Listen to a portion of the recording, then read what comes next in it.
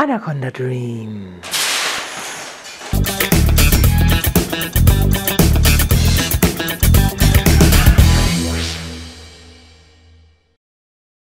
Hallo allerseits, ich bin SCM Sammes. Ihr schaut Anaconda Dreams, den Schlangenblog für Dummies. Und heute gebe ich euch Tipps zur Auswahl der Schlange. Ja, jetzt muss man sich natürlich gut überlegen, bevor ihr eine Schlange kauft, ob ihr die Zeit habt, ob sie in eure Wohnung passt, etc. Das heißt, das Erste, was man sich überlegen sollte, ist, welche Schlange. Es gibt ja schließlich mehrere Varianten. Welche Schlange ist für Anfänger geeignet? Natürlich sollte man sich vor allen Dingen erstmal nach dem eigenen Geschmack richten. Wenn man sich eigentlich in Wirklichkeit einen Python wünscht und sich dann doch eine Kornnatter kauft, weil man denkt, na, es ist eine bessere Anfängerschlange. Diese Tiere leben 20, 30, 40 Jahre, je nachdem, je nach Schlangenart. Es ist ja schon doof, sich 40 Jahre lang zu ärgern oder sich zu denken, ach, hätte ich mal lieber einen Python gekauft, hätte ich lieber eine Boa gekauft und jetzt habe ich nur diese doofe Kornnatter. Also ich würde schon nach dem Geschmack gehen. Trotzdem sind ein, zwei Sachen durchaus zu überlegen. Und ich finde, eine der allerersten Überlegungen sollte sein, wie ist die Schlange so drauf? Geht die Schlange, die man sich vorstellt, eher so in diese Richtung?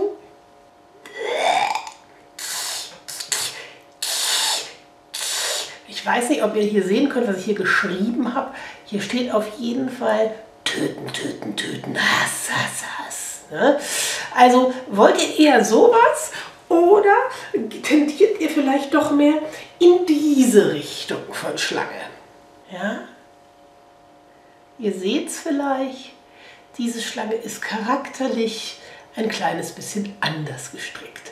Ihr überlegt euch das gut, was für euch das Richtige ist. Für einen Anfänger könnte vielleicht diese Variante hier ein wenig geeigneter sein.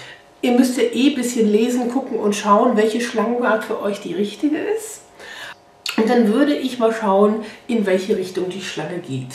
Ich persönlich war doch sehr viel mehr für diese Variante als für das hier zu haben.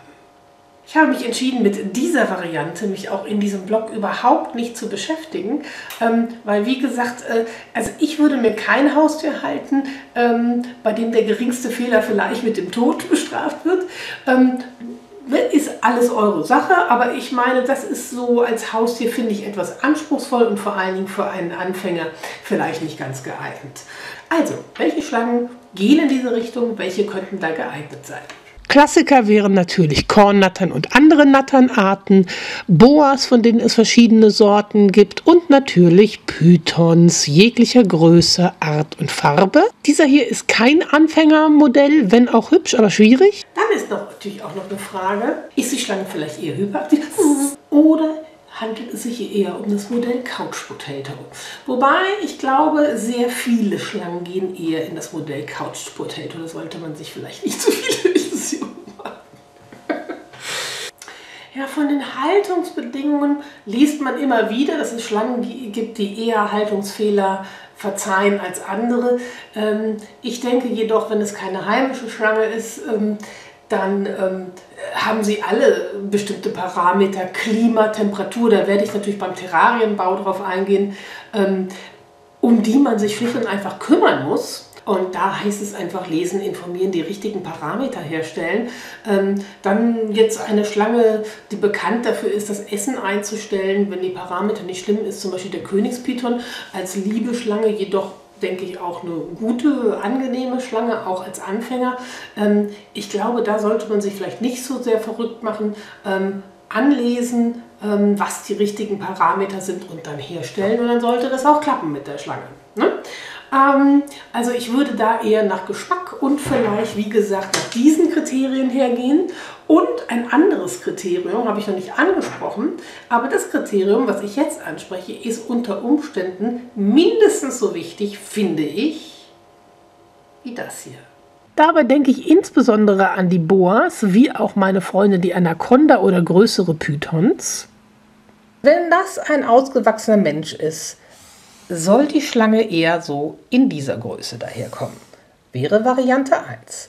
Oder Variante 2. soll das Ganze doch lieber vielleicht so aussehen. Auch das ist ganz problemlos möglich. Vielleicht entspricht das ja eher eurem Geschmack. Natürlich wäre auch eine Variante 3 möglich, die dann so aussehe. Das ist halt so ein bisschen Geschmackssache. Bei Variante 3 sollte man sich jedoch überlegen, wie gesagt, hast du zu Hause die Möglichkeiten dafür? Und dann wäre da noch ein kleiner Hinweis, den ich hätte, vor dem Kauf vielleicht, auch wie ich, surfen, informieren, in Foren gehen, Bilder gucken, um auch sicher zu gehen, dass nicht aus der Schlange, die man so kauft, im Endeffekt doch vielleicht das wird. Das ist ja vielleicht nicht immer das, was der Plan ist. Denn auch diese Schlange fängt durchaus so an. Also vielleicht vorher noch über die Art ein wenig erkundigen, bevor man sie ersteht. Dann bleibt auch das hier übrig. Ne? Und wenn man dann weiß, dass das rauskommt, dann kann man ja immer noch strahlen. So, jetzt ist das hier, wie ihr ja wisst, meine Lieblingsvariante gewesen. Ja, dann sollte man sich erstmal anschauen, wie es bei mir wohntechnisch aussieht. Was ich eigentlich realisieren kann. Ja, dann sage ich mal, willkommen zu meiner bescheidenen Wohnung. Betreten wir mal das erste Zimmer. Hier ist eine Wand, da stehen zwar 2 Würfelelemente. Das hier dürften vielleicht so 1,20, 1,30 sein. Abgesehen davon, dieser Stauplatz ist mir schon sehr genehm. Hier könnte man ein Terrarium hintun, aber nochmal, ich bin Kaltschläferin. Ein kaltes Zimmer ist vielleicht nicht das Richtige für eine Schlange. Ja, dann schauen wir doch mal, wie es in der Küche weitergeht. Das ist meine Küche. Da steht der Tisch an der Wand. Hier sind übrigens auch noch mal ein paar Schätzchen. Das sind germanische Trinkhörner, ne? Weil ich schreibe nämlich Fantasy und zwar auf germanischen Welten basierend. Und da habe ich mich zu Recherchezwecken auf allen möglichen Wikingermärkten herumgetrieben. Deswegen habe ich dann auch diese Babys hier mitgebracht. Die sind ziemlich lustig. Ne? Da kann man dann Met draus trinken. Das ist albern, aber macht Spaß. Na gut, weg davon. Dann haben wir also hier noch eine letzte Ecke. Und siehe da, da haben wir eine Wand. Problem allerdings hier an dem Kühlschrank. Da hängen meine Gewürze und ich koche ziemlich viel, da will ich auch ran. Aber naja, ist ja nicht so hoch so ein Terrarium. Hier könnte man was hintun. Ich messe es jetzt mal nicht aus. Ich sage so 1,30, 1,40, 1,50 dürfte das durchaus haben. Da würde also ein Terrarium hinpassen. Jetzt stellt sich die Frage, muss die Schlange in die Küche? Ich finde nicht unbedingt. Das Wohnzimmer. Das hier ist quasi meine Fernsehecke. Ich gucke eigentlich nie Fernsehen, sondern ich habe immer so ein bisschen schön helle Wand hier drüber, um eben mit dem Beamer zu gucken. Dieser Würfel, das ist ein wenig sentimental meinerseits, weil den habe ich seit ich 5 bin. Den hat mein spanischer Opa für mich geschnitzt. Auch das hier ist ein Mitbringsel aus Myanmar, wo ich vor vielen Jahren war, so ein Papierschirm. Überhaupt, das hier sind Sachen aus meinen Reisen.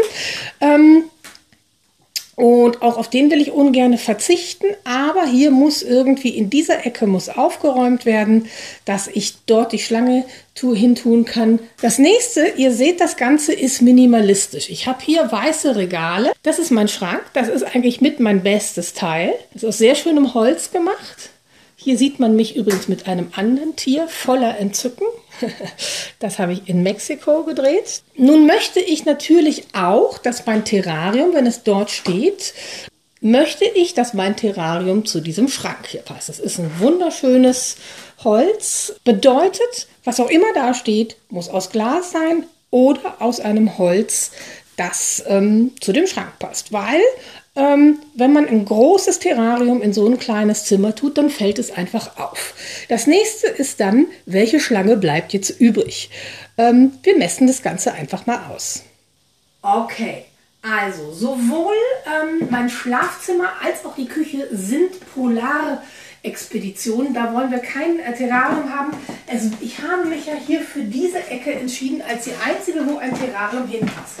Jetzt hat mir die liebe Heidi geholfen, das hier freizuräumen. Diese Box kann man zur Not auch noch wegtun. Jetzt schauen wir mal, was ich hier eigentlich für einen Spielraum habe.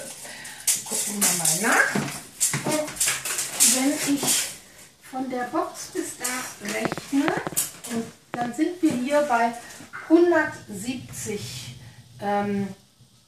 Zentimetern. Ich könnte natürlich die Box beiseite tun, da könnte ich da wahrscheinlich schon ein 2 Meter Terrarium hinstellen. Jetzt ist die Frage, will ich wirklich auf die Box verzichten? Will ich wirklich auf dieses wunderbare Mitbringsel aus Myanmar verzichten? Auch das soll jetzt doch noch irgendwie, Fernsehen ist nicht so wichtig. Ich habe jetzt eine Schlange zum Angucken, aber auch hier wäre mir wichtig, dass ein bisschen Musik wäre mir schon noch wichtig. Ja, was haben die Ausmessungen ergeben? Das finde ich schön. Meine Wohnung gibt es wirklich nicht her. Außerdem bräuchte man noch so einen kleinen Amazonas, um einen Anaconda artgerecht zu halten, also selbst wenn ihr viel Platz habt. Der eine oder andere findet sie vielleicht nicht so leicht zu handeln, und damit meine ich nicht nur Anaconda, sondern auch Netzpython oder ähnliches, was wirklich groß wird. Man darf auch nicht vergessen, diese hier zum Beispiel ist ein aquatisches Tier. Schwimmt und ist immer extrem ans Wasser angepasst. Und braucht eben auch Wasser, um sich wohlzufühlen. Und das ist eben die Frage, ob ihr euch dann so einen kleinen Pseudo-Amazonas durch die Wohnung führen könnt. Deswegen, so leid es mir tut, das ist für mich rausgefallen. Und für fair und gerecht für beide Seiten habe ich mich dann dafür entschieden. Und zwar, um ganz konkret zu werden, dafür. Das soll nämlich ein schöner Königspython-Farbmorph sein. Mhm.